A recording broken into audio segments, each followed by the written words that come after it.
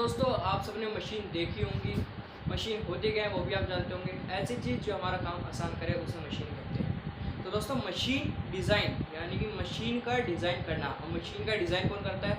कोई डिज़ाइनर नहीं दोस्तों, इंजीनियर करते हैं और इसे डिज़ाइनर भी कहते हैं। जैसे कपड़ों बनाने वाला डिज़ाइनर होता है, ऐसी मशीन को डिज़ाइन करने वाला डिज़ाइनर होता है। मशीन क्या होती है, डिज़ाइनर क्या होता है, मशीन डिज़ाइन क्या होती है, ये सब जानेंगे आप मेरे साथ। मेरा नाम है शिव त्यागी, आप देख रहे हैं मैकेनिकल टेक्निकल त्यागी। चलिए आगे बढ़ते हैं।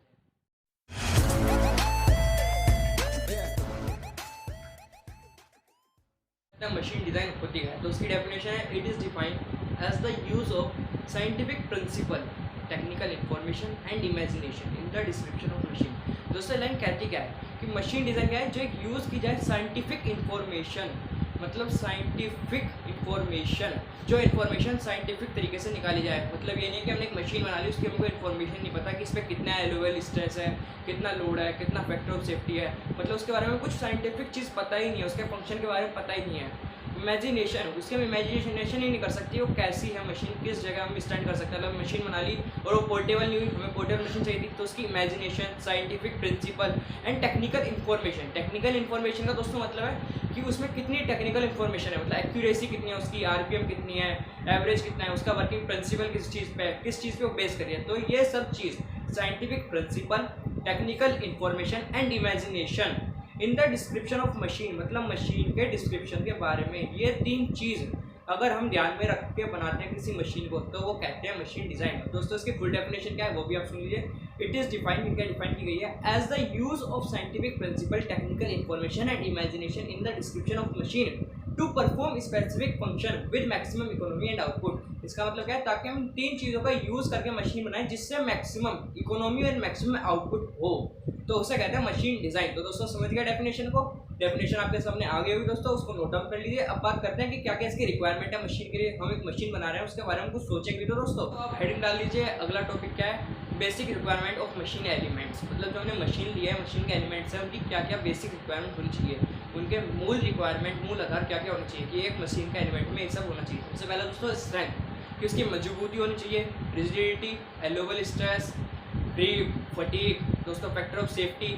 तो ये सब इनमें बेसिक रिक्वायरमेंट होनी चाहिए। अब ये सब होती क्या है, ग्रीप क्या है, फटीग क्या है, फैक्टर ऑफ सेफ्टी क्या है, एलोवेल स्ट्रेस क्या है दोस्तों, रिजिडिटी क्या है, स्ट्रेंथ क्या है और स्ट्रेस कंसंट्रेशन क्या है। दोस्तों ये सब में आपको है। तो अब हमने हेडिंग डाल लिया और मुझे उम्मीद है आपने भी हेडिंग डाली होगी, the basic requirement of machine elements, कि मशीन के एलिमेंट्स के लिए क्या क्या मूल रिक्वायरमेंट्स हैं, मूल आवश्यकताएं हैं।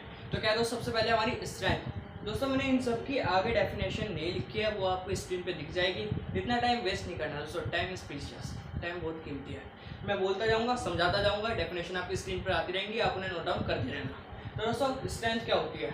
स्ट्रेंथ आपको सबसे पता है, मजबूती। स्ट्रेंथ क्या होती है? मजबूती। एक चीज याद रखनी है, स्ट्रेंथ मतलब मजबूती। Strong and strength are same, strong and strength are same. तो स्ट्रेंथ हमें बताता है कि जो मशीन का एलिमेंट्स हैं, मशीन के कंपोनेंट्स हैं, मशीन के पार्ट्स हैं, वो कितने स्ट्रॉन्ग है, उनमें कितनी मजबूती है, वो कितना बियर रेसिस्टेंट कर सकते हैं, वो कितना झेल सकते हैं अलग अलग रेसिस्टेंस को, जैसे बियर रेसिस्टेंट, टियर रेसिस्टेंस, या अलग अलग उनमें कितनी सेफ्टी है, उनमें कितना वर्किंग स्ट्रेस है। तो बताता है स्ट्रेंथ। दोस्तों रिजिडिटी क्या है? दोस्तों रिजिडिटी बहुत इंपॉर्टेंट टॉपिक है। अगर रिजिडिटी नहीं होगी तो हमारा कोई भी मटेरियल नहीं बन पाएगा। रिजिडिटी मानिए एक तरह से ताकत। स्ट्रेंथ क्या हुआ? स्ट्रॉन्ग, और रिजिडिटी एक तरह से ताकत, अंदर की ताकत, मतलब मटेरियल की अंदर की ताकत, वो कितना रिजिड है, वो कितना मजबूत है, उस पर कितना प्रभाव, कम से कम प्रभाव पड़ेगा, किसी भी मटेरियल के कंपोनेंट पे कितना कम से कम प्रभाव पड़ेगा। स्ट्रेस कंसंट्रेशन क्या दोस्तों? तो हम स्ट्रेस कंसंट्रेशन ये कहता है कि जैसे नाम चला स्ट्रेस का कंसंट्रेशन करना, तो स्ट्रेस को कंसिडर करना, स्ट्रेस को देखना, मतलब किसी मटेरियल को हम इक्वल पार्ट्स में कर दें कन्वर्ट। मतलब और एग्जांपल में आपको इसके कौन से पार्ट पर, कौन से पार्ट का सबसे ज्यादा स्ट्रेस लग रही है, इसको स्ट्रेस को कंसीडर करना किसी मटेरियल में, होता है हमारा स्ट्रेस कंसीडरेशन। दोस्तों क्रीप स्ट्रेंथ क्या होती है? दोस्तों क्रीप एक बड़ा कमाल का टॉपिक है। दोस्तों क्रीप क्या होता है? तब हम किसी पर्टिकुलर ऑब्जेक्ट पे एक पर्टिकुलर लोड लगाते हैं और उसमें डिफॉर्मेशन होना शुरू हो जाता है एक टाइम के अनुसार, उसे कहते हैं क्रीप। आप मुझे ट्विटर पे भी ज्वाइन कर सकते हैं, वहां मुझसे सवाल पूछ सकते हैं, वहां भी आपको कुछ नहीं करना, बस सर्च करना होगा मैकेनिकल टेक्निकल त्यागी @मैकेनिकल त्यागी। दोस्तों फिफ्थ टॉपिक है हमारा हीटिंग। हीटिंग क्या होता है? हीटिंग रूप में रखना दोस्तों। हीटिंग का मतलब हीट ट्रीटमेंट करना, मतलब हमें मटेरियल की प्रॉपर्टी में चेंज करना, उनके मेटल्स के जो अंदर एलॉय हैं या एटम्स जिसे कह सकते हैं, एटम्स को चेंज करना, मतलब हमें स्ट्रेस बढ़ाना है तो हम हीट करके उसके सीधा क्वेंचिंग कर सकते हैं, नॉर्मलाइजिंग कर सकते हैं। तो इसी तरह से अलग अलग मटेरियल की जो प्रॉपर्टी है उनके एलॉय को, उनके एटम्स को चेंज करना with the help of heat treatment. तो हीटिंग मैथड दोस्तों। सिक्स सेफ्टी दोस्तों, सेफ्टी बेसिक होता है, हर चीज में सेफ्टी होनी चाहिए। अगर सेफ्टी नहीं है तो दोस्तों मशीन बनाने का फायदा क्या है? मशीन क्या है? जो हमारा काम आसान करे, काम आसान करे लेकिन हमें हमारी जान को हानि पहुंचाए, वो मशीन है दोस्तों? नहीं। तो सेफ्टी जरूरी होनी चाहिए दोस्तों। सेवन है factor of safety. Factor of safety मतलब जो सेफ्टी का फैक्टर लेके चले, मतलब जिसमें हम सेफ्टी 2 टाइम्स या 3 टाइम्स लेके चले। फॉर एग्जाम्पल, आप एक बिल्डिंग पे खड़े हैं और उस बिल्डिंग का जो फ्लोर है वो 700 kg उठा सकता है वेट।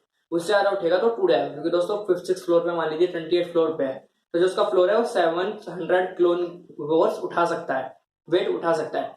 लेकिन मान लीजिए एक दिन आप पार्टी और वहां 700 किलो से ज्यादा लोग आ गए, फिर भी वो उठा रहा है। बाइक हमारी, बाइक कितने लोगों के लिए बनी दोस्तों? 2 लोगों के लिए। लेकिन कई बार उसमें 3 भी चले जाते हैं आराम से, 4 भी चले जाते हैं दोस्तों। तो 2 के लिए बनी, 4 कैसा चलेगा? क्योंकि हम फैक्टर ऑफ सेफ्टी रखते हैं 2 times, minimum 2 times factor of safety रखते हैं। मतलब अगर हम कह रहे हैं 2 किलो न्यूटन उठा सकती है, तो इसका मतलब वो एक्चुअल 4 किलो न्यूटन उठा सकती है। लेकिन हम सेफ्टी क्यों रखते हैं? क्योंकि दोस्तों अगर हम सेफ्टी नहीं रखेंगे तो कुछ ना कुछ फैक्टर होंगे, उसमें कोरोजन लग सकता है, किसी रेजिस्टेंस, फ्रिक्शन, प्रॉपर वेल्डिंग या प्रॉपर मेंटेनेंस नहीं होने की वजह से वो कुछ ना कुछ खराब होगा। अगर हम इतना ही रख देंगे बिल्कुल एकदम एलओसी पे उसकी सेफ्टी रख देंगे तो क्या फर्क पड़ेगा? हमारी मशीन जल्दी खराब हो जाएगी। इसलिए फैक्टर ऑफ सेफ्टी रखी जाती है दोस्तों। एक और सबसे लास्ट टॉपिक हमारा इजीली अवेलेबल। अगर हमारा मटेरियल इजीली नहीं अवेलेबल होगा तो क्या फायदा है? हम बाइक बना रहे हैं, हमारा जो बाइक का हैंडल है वो मिल ही नहीं रहा है, मतलब हमें दूसरे स्टेट या दूसरी कंट्री जाना पड़ेगा।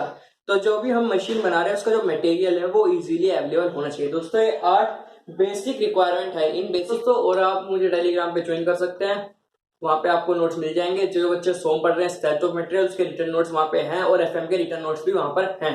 और साथ के साथ मैंने सोम का क्वेश्चन पेपर दोस्तों खुद बनाया, 120 क्वेश्चन है उसके अंदर। अगर वो कंप्लीट कर लिया तो आराम से BTE board of technical education के जो पेपर आएगा सोम में, उसमें आप 90+ मार्क्स ला सकते हैं इंटरनल।